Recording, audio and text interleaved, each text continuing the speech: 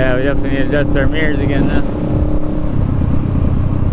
Another little roundabout here, so checking your blind spots, making sure what vehicles are next to you, making sure your mirrors are giving you some information actually, not just staring at the sky.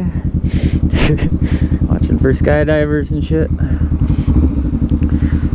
So when there's two lanes like this, the left lane usually is like a continuous roundabout, and the right lane is essentially like an exit lane from the roundabout.